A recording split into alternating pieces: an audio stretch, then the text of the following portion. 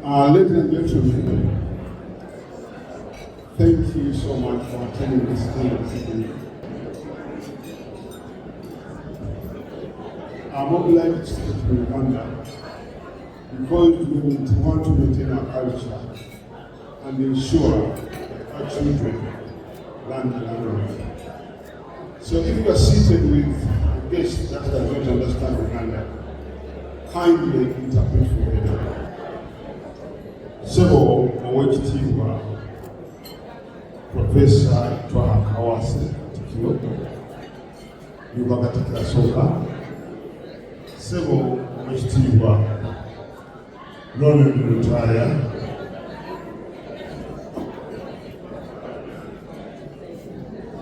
Nalinya Nakabiri, abalangira n'abalambike,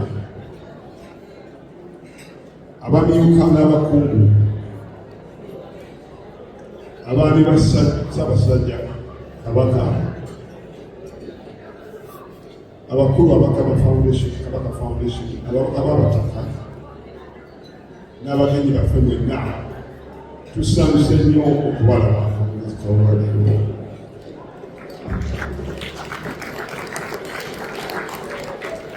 Njagala okutwala omukisa guno okwaniriza mu ngeri y'ensuso omugeni waffe omukulu Oweekitiibwa Professor Twaha Kawase. Ekyeggulo kino kibaddewo okumala emyaka nga tugenda kuwera 10, naye guno gwe mulundi ogusoose okufuna Katikkiro okuba ng'ali naffe. Njagala tuyimire tumukuumire mu Mukama.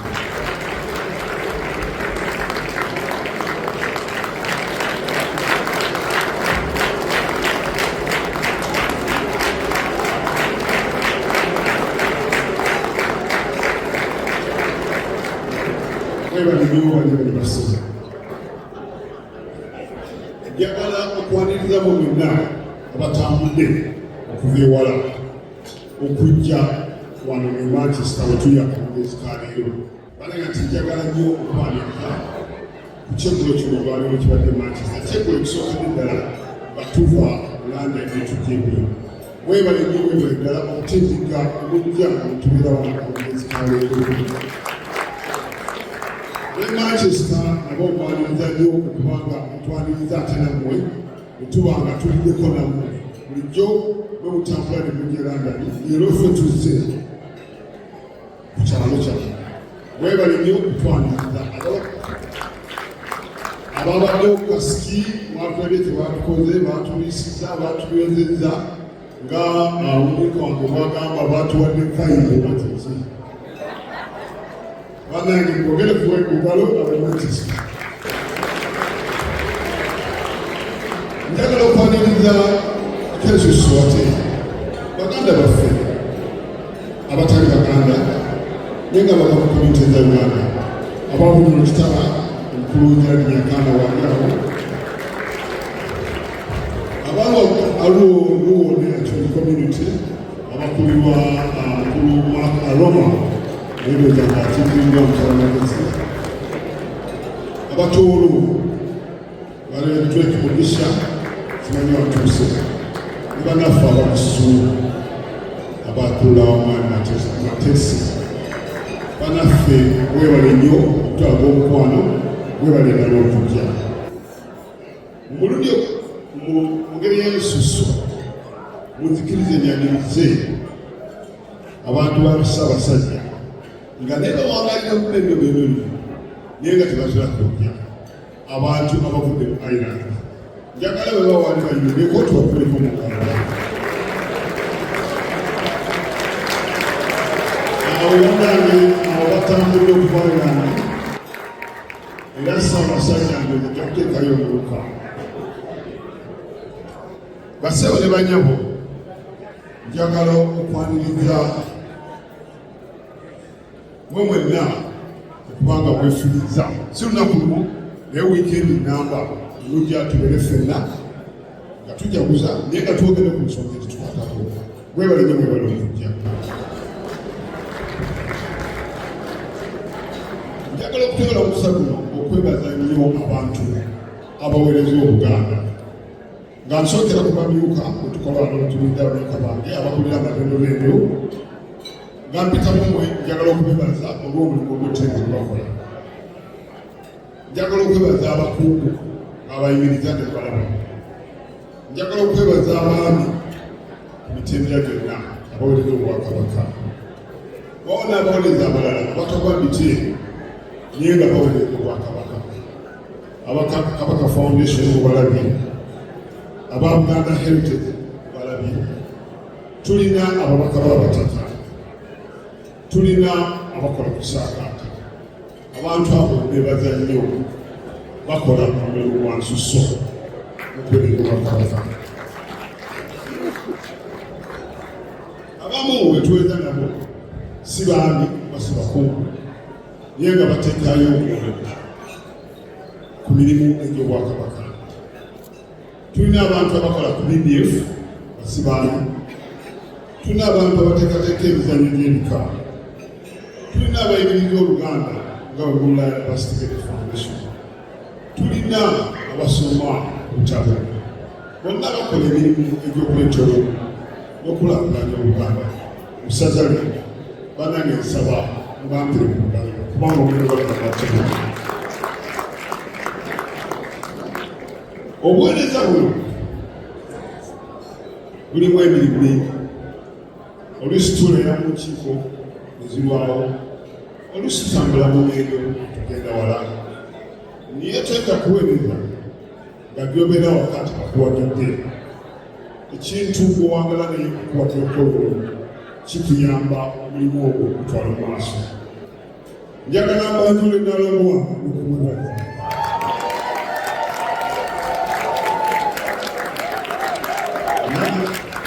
naawe oyo akulembeza enkiiko oluusi tubeera nyingi n'okutambula kubeera kungi, naye okutambula okwo tuweereza Obwakabaka n'alambulebali.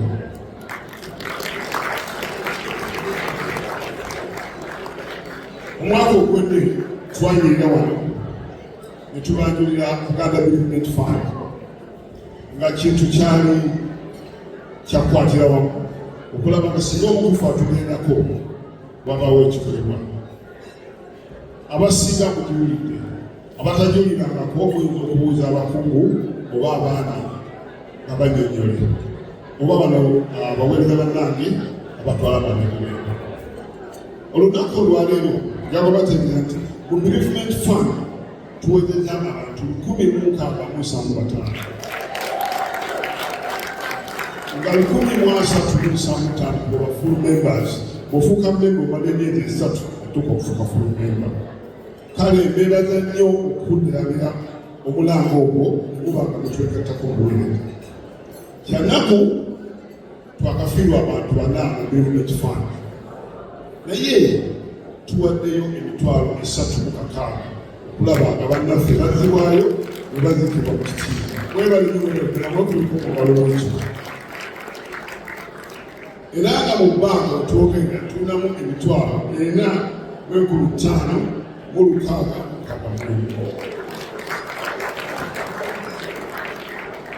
Twabasuubiza tujja kuba beerufu, ebitabo tujja bibalaga, naye tubakubiza bwe tubona enkiiko mujje mubeewo namwe omwebyoza.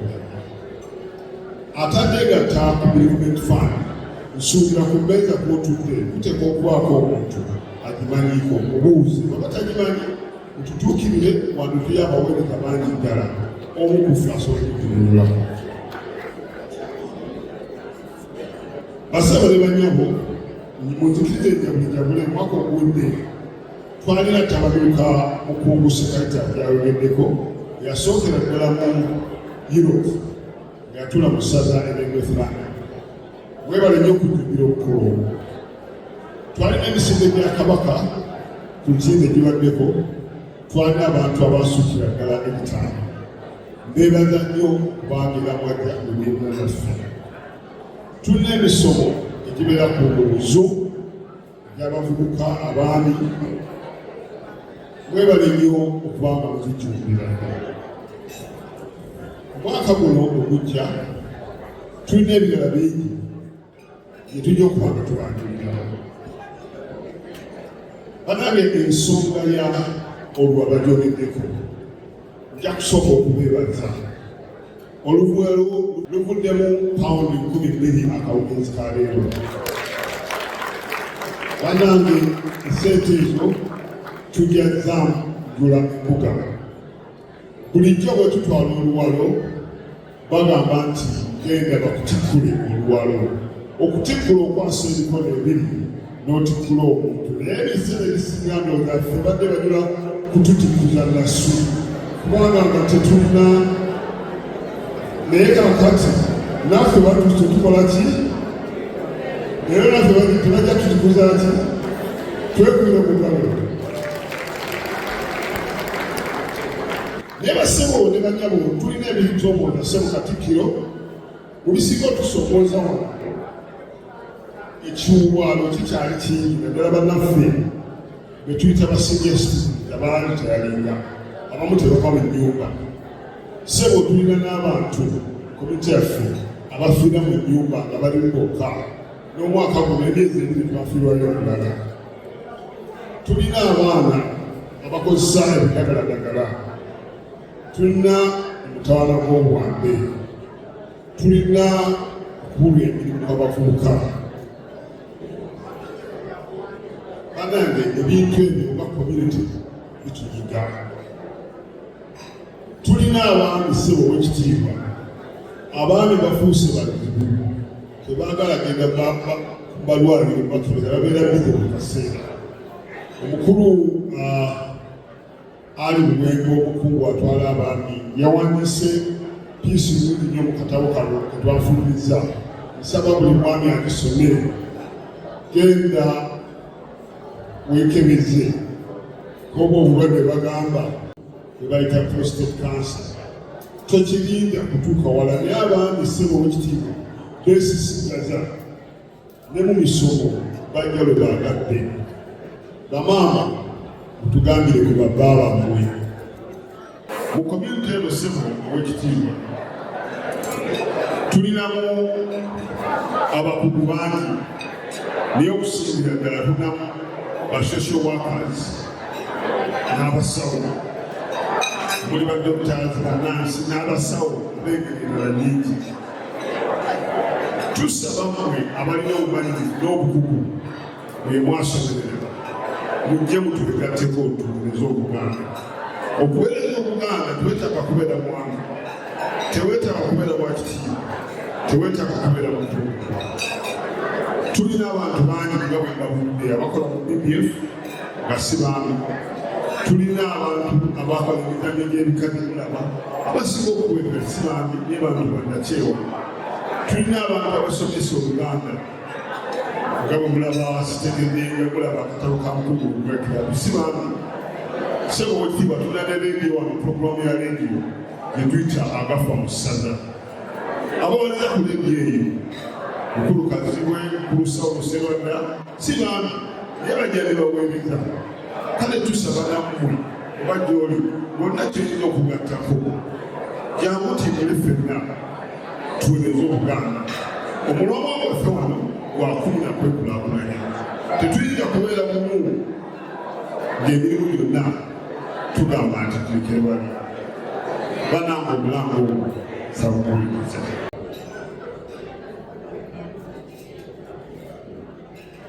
Ssebo mu ngeri eyo tuba n'empaka z'olulimi Oluganda. Era bannange abatalimu twalina omukisa nti ow'ekitiibwa omugeni waffe omukulu yaliwo ku mpaka ez'akamalirizo mu katabo kaffe oba mu kibiina kyaffe kye twatuuma Mukungu Muguluma Uganda Club. Mukungu Muguluma yasookawo omu ku baasookawo enkola eyo era yabbulwamu okusoma ekitabo. Ssebo nga bw'olaba twafuna abawanguzi era Ssebo wasuubiza nti abawanguzi abo ojja bakwasa ebirabo byaffe. Ssebo bwe naba mpulizika nja kuyita mpite ojjengo bakwasa ebirabo, naye kansooka okuyita abatesitesi ba mukungu Guluma Luganda Club bajje basome abawangula ebirabo n'ebirabo kabineeti. Abakulu abo nga bwe bajja munzikirize ntwale omukisa guno okwebaza nnyo omumyuka Reverand Enoch Kiyaga, musajja wa Katonda abuulira enjiri naye ate wava mu kubuulira enjiri n'akuba abantu ba Ssaabasajja banayimulabye omulimu gwakoze. Ekyono kizibu kubanga oluusi kitwala negyatandikeeze naye nga alina okukola ki kuwuga. Naye mu ngeri emu era njagala neebaza abantu baweereza nabo abaami ba Ssaabasajja bebamidde era mbasabe bajje banyonyi wano mu mukono waabwe abaami abaweereza ne mukungu abaweereza ku kikola Mukungu Kiyaga okujja abatukolera ekyokolo kya leero. Badde basaba mwangweko olw'obudde kubanga baŋŋambye tulina wano amazina ababadde mu kasiki mwagalabye leero gagenda kusingawo era nga n'abaami abatuula ku lukiiko lwa mukungu n'abata nabo beeteeketeeke. Naye era njagala okwebazaamu bamutya defenda oba striker wa midfielder ye mukyala wa Mukungu Kiyaga mbadde njagala yemereko naye tumwebaze yabo tuwulireko banange omukyala tumwebaza nnyo okutukubira mu myuka ono ate n'emirimu gyokola. Basaba ne banyabo nga bw'enkola yaffe bendera tugigaba. Omwaka guno omwaka ogwedde twava mu North London abaali ku kyeggulo bendera tugikwasa Manchester era obulimu obukozi tebabukoze tebabukoze.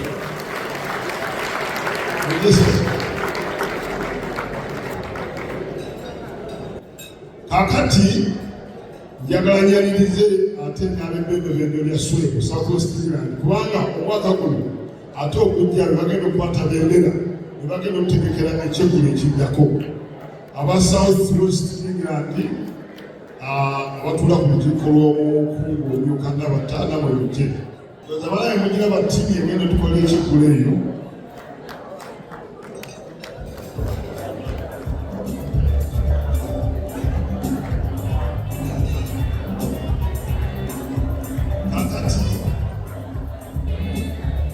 Njagala okutola omukisa guno nti Omukungu Kiyaga akwase Mukungu n'abata kubakole okukalo bali bagala otegekera ddiina y'omwaka ogujja era mulaba ebiso bye kiri omugirabe obugalo